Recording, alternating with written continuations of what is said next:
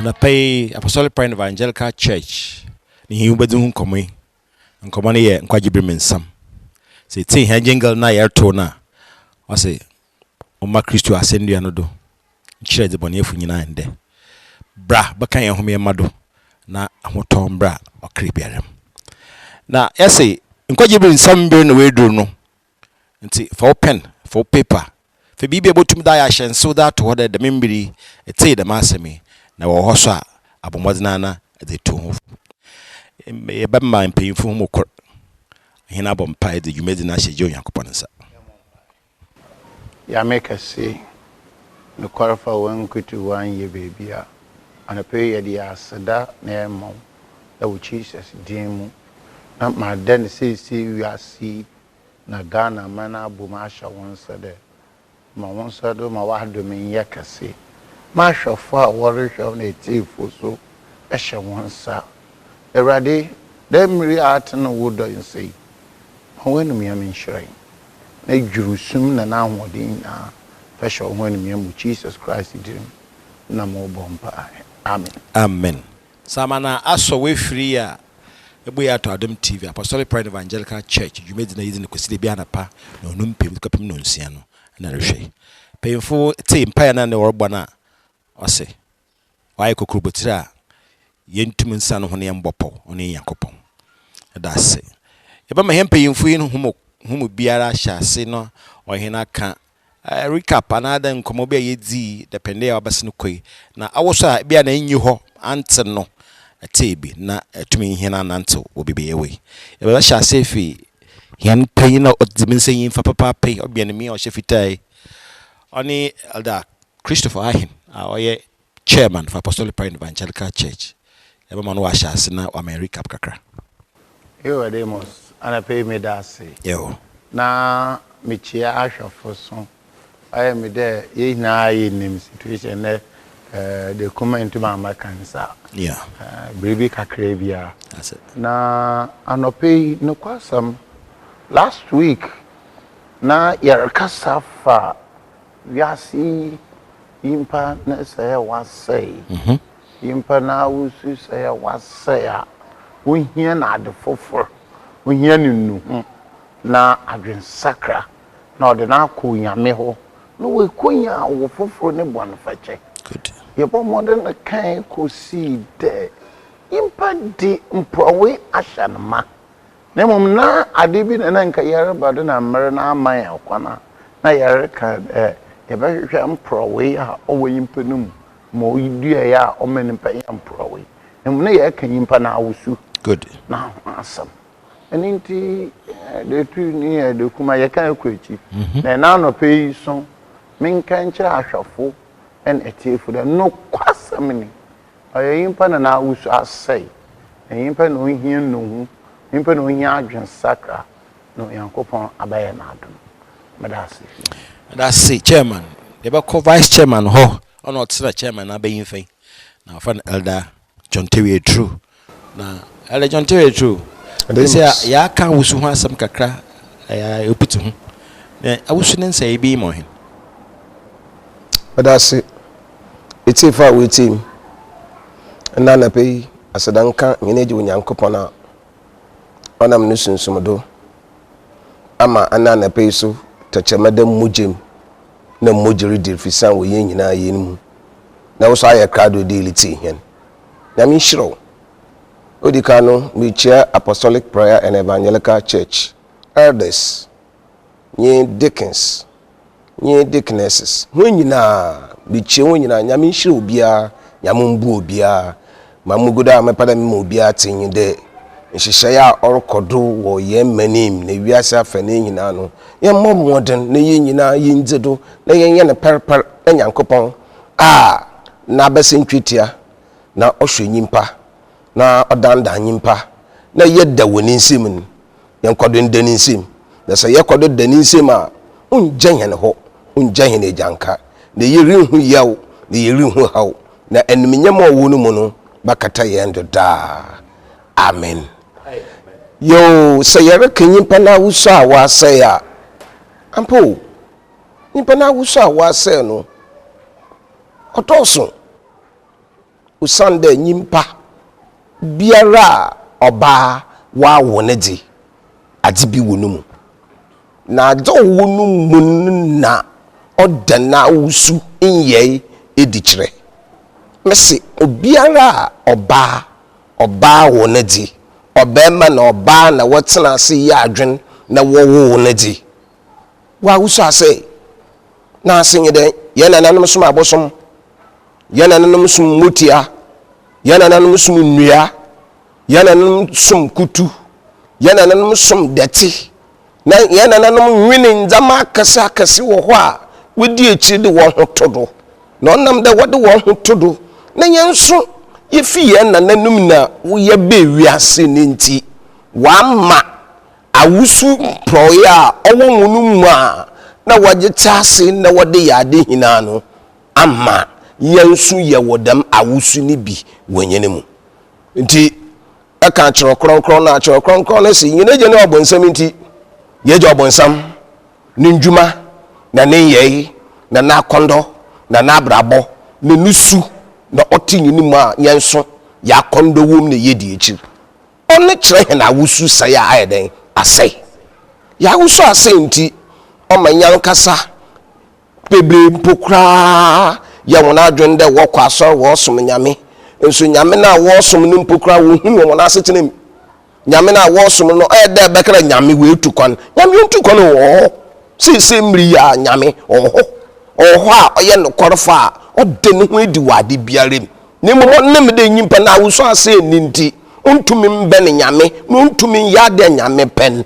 oma nyame akwechira manyimpa usande nyimpa na awuso ase edemos ona ne suma sama wo wiase o but ni bebre nyim ni bebre ye wa adwonda se wonya wakọ asola alepe na o chere we ye nyame wonya wo som nyame alepe ana wagidin di Kristo din no to won dare da we Kristo fu pe na o chere we nyame da bi ye wa awusu tibia ye wuma wa pro o ma ye hu kon ma ye nom nsa ye bedwaman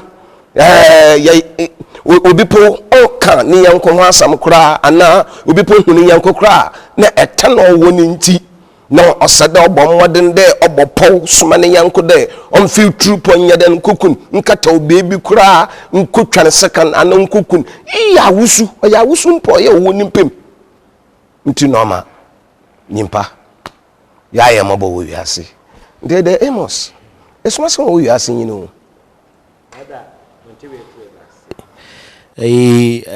Apostolic Prayer Evangelical Church Jumedzia ya tunzi kwa Jibril Seminary na yesi bombadana ya chance de bito ne tumna atuma hwe na adapobra afi so na masiri twemu a screen no do fa ai na frɛ efra bebe ya hena sori wo bia na ebia no ho bia botumna ya kyerɛw na akɔhɔ yo elder Christopher Ahen maybe say elder John Tewe true there onka awusu ne nsai ne bibi nkyerɛ hen tamasna ba wo so hɔ na demos ja nsɛm ebien na mepɛ da yɛhwɛ wa ha nipa na awusu asɛn na the question in the last the comment will be said nipa na la onnam hɔ no oyim da wa asaya oyim da na awusu asaya odi kan de ohu onem na dama opanyin rikan kwana wo fodo wuyimpa oba na ba ma na wo wo dia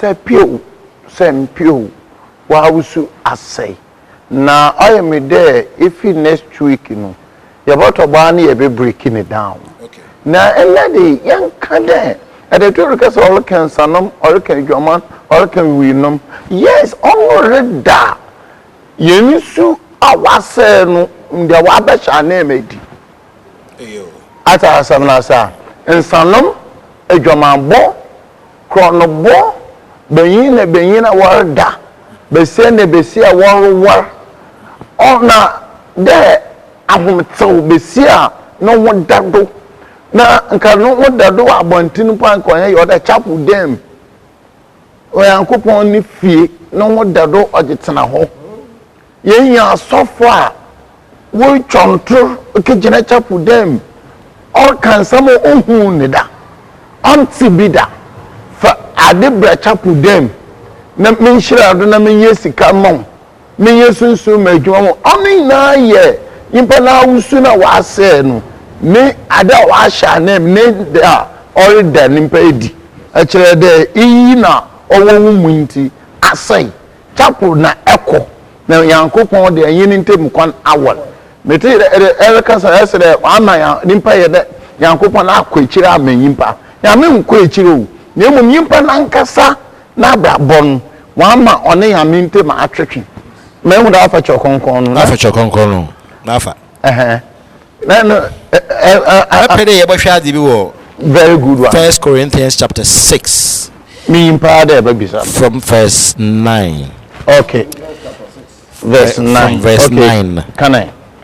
Makana brofon. Okay. 1 Corinthians 6, 9. Yes, from Go 9. ahead. So do you not know that the unrighteous will not inherit the kingdom of God? This is a question. Do not be deceived. Neither fornicators, nor idolaters, and adulterers, nor homosexuals, nor sodomites, nor thieves, nor covetous, nor drunkards, nor revilers, nor extortioners will inherit the kingdom of God. Eremos. Yeah. Asami na hajawa na akobodio. Abodo. Korenti fahoma odikan iti esia efi akono no ana minyi me de wana wantin rin yankopon ahindi no ma wanda da ho ndwaman enye abosomsorfo enye awortofo enye mbakoa enye mbeyina waye won ho da enyi ewufo enyi eyibirefo enyi asabu kofo enyi abondikufo enyi apimpimsifo rinya yankopon ahima no na de oye no oye ni Jesu na nche mbre homu bitin no na afi wate homu na efi wate homu na afi we bumbim wo Ewurade Jesus Christ dimu na hene yankopon sunsun. That is the 11. It says, yeah. And such were some of you, but you were washed, but you were sanctified, but you were justified in the name of the Lord Jesus and by the Spirit of our God. Amen. I'm really okay about the scripture reading. Okay. There, you sir. Ghana, say a Christian country, but let us go to the deed of the Ghanaians.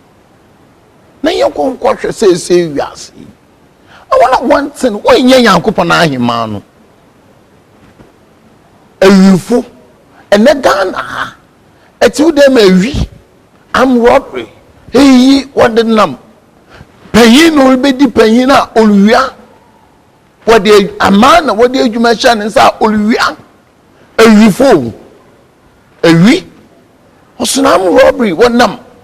Chronobofo, Kano Kumase, Saskotokum, pickpocket. Say the paying fool. What the abanijin abiu, what the shanensa and money moon. Yeah. Hey, oluya. Say ya kwe joma woma why you go beyin lu war or we beyin wa no ye bibi na wo kuti o yankopon na numa sama beyin na besi abo war na wa wo na wa dar na wa hye wiase ma asase bi ma oyo yankopon ti mo powa owo no hu wiase a obede na edi wo anikam onu na wo kuti an woni ya mero kunde wo mane nu masam mbem nya beyin na wakwa beyin na oyehu ye bese wakwa bese na oyehu na mo wo kuti yankopon enne wiase so waka bom na western world I endorse because of human right amnesty until so ajatum. Do you know one group feminists? Feminists. besia onye na adwen de obe koto obe shabeyin ase. That is what the scripture is saying. The way now we was room. The way now we are see. Debut Yakopon miam nem be ase. It is the can Yakop ne bobo kwechira me Yakopon. Besia se me a feminist because of my education. No. Debut be so for teacher put them why so for or year so for so concubines. Are the two for mountain? Are the true? Are the most? Chame waso mu na. Mot beje baton so mo. It's a far way team. Easy. So Yareka usuna wase no ya some yew. Or ya some yew we are see. Because say we are saying more to corner more fano. Oh you didn't. I'll call Yanshe. A down yiriti na yerisha with TV done. On a nimpesu say was saying tea. Echo adesu, de chirwa. Nimpako, bosom for what day or pesicam rodo. Nimpa, oko bosom for what or pesicam rodo. Na bosom for sergeant to me there. No, abedi mobo. Mamo sika. Mama a chen usikenyi kura owu wiase na wa ka cho de azama ya mo no gide nde baasa edemi fia ha anade edama ha na metu me ginde baasa na nda pan me da bo ona me nyimpa na wusu se wa se nti ebo de adesa ya na wa atwum wagimre ma kantin ka na wada aba odo wo kon we bekin se wo kon na we bu kwem pen wada sika na ati wutire fedo na wuni mpedua wa amado wada moja na urichi gun bosom na lankasa awore badom epesika fedo efi hon na wada moja na ekogo bosom no do na wuni mpedua we kesi nipa na awuso asai o nipa na awuso asai awuso nsai nti omma nyimpa na lankasa po hu de nyimpa oye ne nyanko nyimpa osede so wo moyi utumobo na osede obo nemmum afi mum ne nyanko nimpan uridi ne bon ora ho nyimpan ode asutwe hawo jero tu nyimpan do tedama ada Christopher Rekano ampa say ahwa awusu say wa say wo wiase nyina a owo nyimpema na mema wowor mema da oba na oba wowor oba na oba woda ni so na senye den ni so ni hwehe ni so what o ehemfa na owo ni so nyanga na mani o ye no culture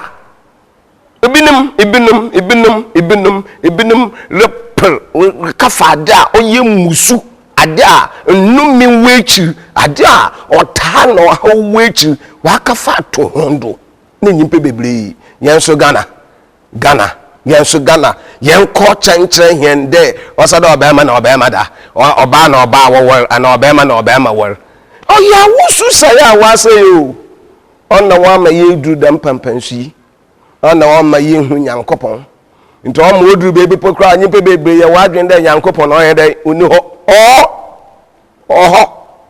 wonti no de ne ho edi wo wiase kire nyimpe nyina wonti no ma ne nsado we gu wiase nyimdi nyina shobana uruwa wa be wiase mankrofuri di bon fa nimpa bebrere yenzama onse no mfata ete fa wetim mjere do yen nyina ye ni tue wo wiase ye manim yehu ebata yin de ebia ore predo baba be ye penyin no ebata de wose waje etu je Canada ando je fa na wa akobu na etu pe na we kun bon one ma bon adoso oya wusu a otinyimpem ti huna humuritim o me nyina yen sakra ya adwen wo be nyina mra ye wo min yen sakra ya adwen yen awo foforo wo hene ewurade na nyina agye nkwa Jesus Christ numu ni bi wo hene mu na se yen yada ma awusu foforo wo hene ewurade na nyina agye nkwa Jesus Christ ni bi wonyini mu a Nyankopɔn ni sunsum ne nenu menyam ne yen betena na be ye dansoa kura amen amen ele trader say ele Christopher baba ho na me parent e bo hwe ade bi o scripture m kakra scripture na ye kan yin no or 1 Corinthians chapter 6 from verse 9 and 9 no o shas no o say, do you not know that the righteous will not inherit the kingdom of God?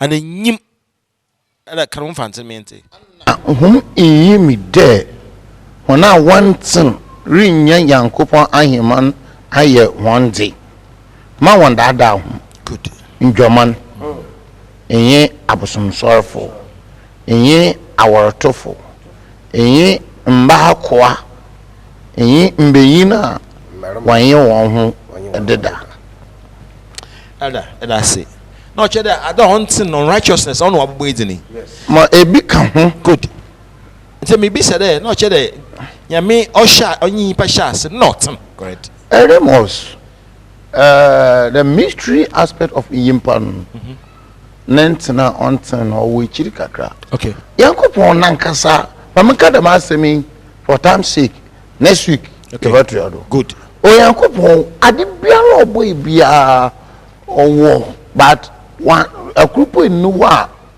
o si nebu otene mando obetinem de yimpa chire yimpa into obopo obondua obombepo emframa ko sorbase bibia mboa de owo yin no Yankopon agi tum de yi obetenanim nan de mata obo yimpa no yambo nipa wo yinsudu no yitumi wo pum iyi no oyi nipa nusu nto oye trabi wo nipa nti nipa de otsan amen nti yimpa otsan amen wo Yankopon anyim emu da wachi Peter na eyinim ko gya gamer